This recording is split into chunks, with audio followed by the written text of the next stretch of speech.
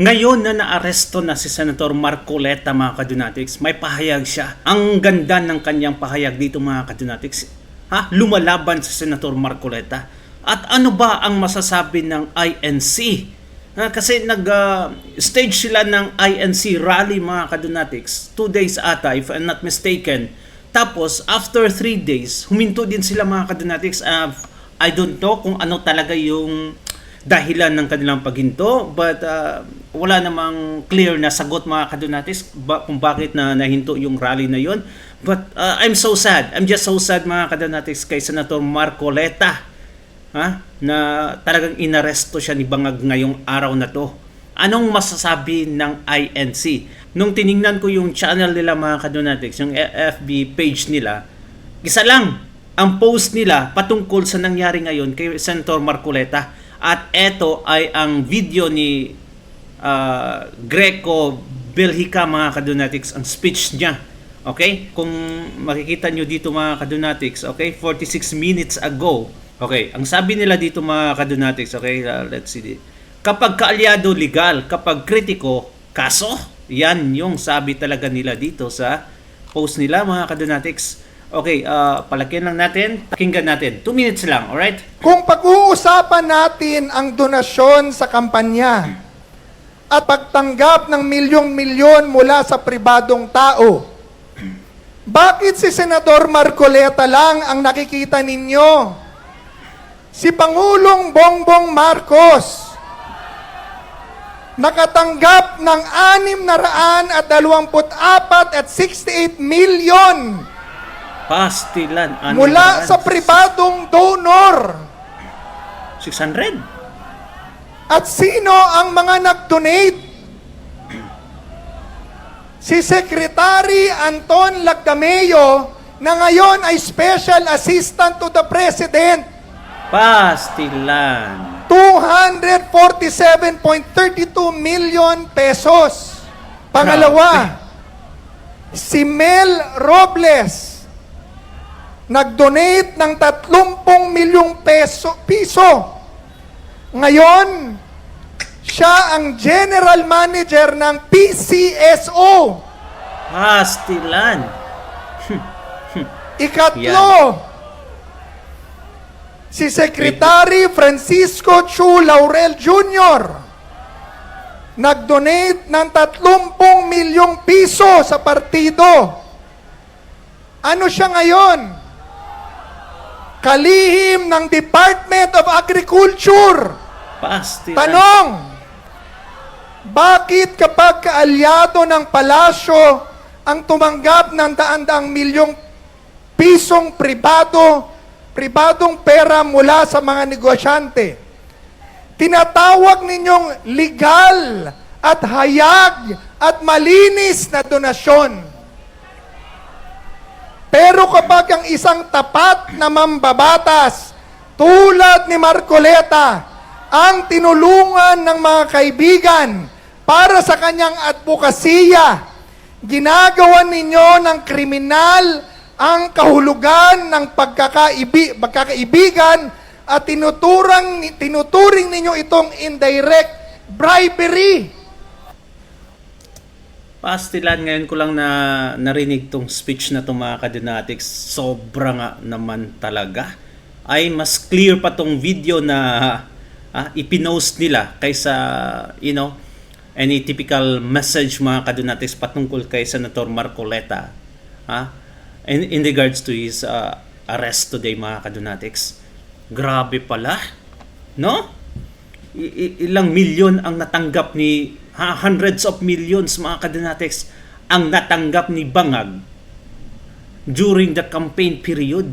Tapos, Senator Marcoleta yung ikinulong nila. Grabe pala, mga kadunatics. Well, if this message posted by the INC is strong enough, then the question is, mga kadunatics, parang hindi talaga ako kontento. Bakit hininto nila ang rally?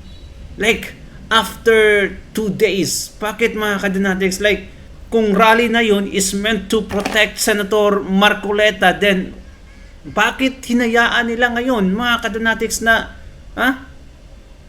Maaresto si Senator Marcoleta. What was that rally for? Kung eto lang naman ang mangyayari, mga kadonatics, eto na nga, naaresto na nga si Senator Marcoleta, then that rally became useless. I'm so sorry sa lahat mga ng pagod nyo. Nasabi ko na yan sa previous video ko. I'm so sorry talaga. Pero, I know INC, mga kadonatics, one voice, one goal. Okay? So, dapat hindi nyo hahayaan na ganitong mangyari kay Senator Marcoleta. Sobra. I really don't understand. The message is clear. Then what should we do about this, mga kadonatics? Should we stay silent? Pati nga si Congressman Liviste, mga kadonatics, ay pumalag na din nga no? Ito ang sabi niya, kung ikukulong si Senator Rodante Marcoleta, dapat isama muna ang 90% ng mga politikong may undeclared campaign donations. Lalo na yung pinondohan ng flood control. No to selective justice. Diba, mga kadonatics? May pinaglalaban nga tayo. Pero naging useless siya, mga kadonatics. Kasi hinayaan natin ng isang taong makulong. No, I'm not against INC. I'm so, happy for them, mga kadonatics, na talagang alam ko yung stand nila as far as politics is concerned. Ito lang nakakadismaya. Kasi I really wanted as much as possible na si Senator Marcoleta ay isa sa mga judges sa impeachment case ni Inday Sara Duterte. Because he has a strong voice and a strong stand talaga. Na, stands firm with his belief talaga, mga kadonatics. Pakinggan lang natin yung laban ni Senator Marcoleta on his arrest. Ito sabi niya. So, ang sabi ng Sandigang Bayan, meron na silang determination of probable cause. Kaya sila nag-issue ng warrant of arrest. Igalang natin yon. Kaya meron naman kaming motion to quash, pinagbigyan naman yon. At alam ko naman yon ay bibigyan daan pa rin. Ibig sabihin, ipoproseso pa rin ang aming motion. Dahil, siyempre kami naman, So wala pala talaga na totally dismiss ang motion to quash. meron kaming ibang pananaw doon sa asuntong ipinahal sa amin. So ang aking mga abogado ay gumawa rin ng paraan para sa ganon, ay counter naman yung asunto. Yun ang ibig sabihin ng motion to quash. Yan ay pagbibigyan tayo ng Sandigang Bayan. Kaya lang kailangan dumaan sa proseso.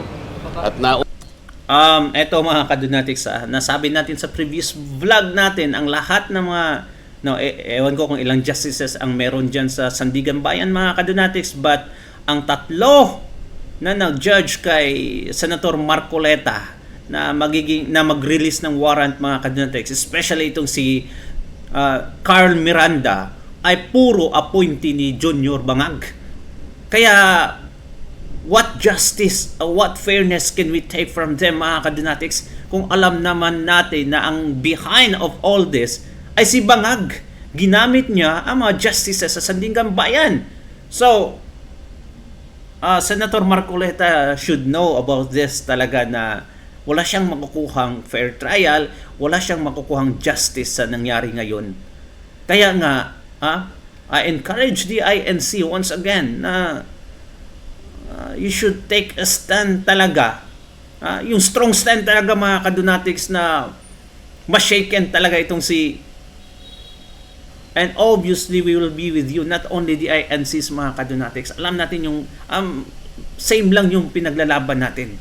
I hope naman na mag-stage na again ng rally, but this time it would be different. una na nag-determine na nga yung probable cause, kaya nag-issue na po sila ng warrant of arrest. Senator, to clarify, you surrendered po, hindi po arrested. You were arrested, Senator? Ito si John Vic, Pastilan. Hindi surrendered, not arrested po. Anong ginagawa ni John Vic dito? Grabe. Hindi, pagpunta ko rito, inaasahan ko na lahat ang mga prosesong gagawin ng korte. Kagaya ng sinabi ko sa inyo, ako ay hindi magtatago, haharapin ko ang batas, ang asunto, sang-ayon sa pagkakaintindi ko sa mga batas natin. Kaya kailangan pong dumaan ang proseso kasama na po yung pagpunta ko rito, yung hangarin ko na kung i-serve po nila yung warrant of arrest, tatanggapin ko po yun. Pero as of this moment, Sen, anong nararamdaman mo ngayon? Katulad ng nararamdaman ninyo siguro. Sir, Ano Walang message- pakiramdam message to yan. INC po. Sa media na yan. Ay talagang, pinahinto ni John Vic Remulla na siguro sinabihan na tama na yan pasikat. Grabe, pasikat daw. Tama na yan. Arestuhin ka na namin. Basta ka-promise si Senator. Magbabayad at magbabayad kayo. Talagang nakaka-imbierna, nakakadismaya. Lahat na lang mga kadinatics. We are full of resentment. Grabe, sobra. What do you think for the INCs? Anong masasabi nyo aside sa video na pinost nyo sa mga miyembro? Comment down below kung okay lang ba sa inyo na ganituhin si Senator Marcoleta. Kasi kami, we are not part of INC, we are not even but we are a supporter of Senator Rodante Marcoleta. Ay talagang this is absurd, this is appalling mga kadunatics ang ginawa nila kay Senator Marcoleta. Ipaglalaban natin to hanggang dulo mga kadunatics. Thank you so much and God bless you. Ingat kayo palagi. Comment down below at babasahin din yan. Bye-bye.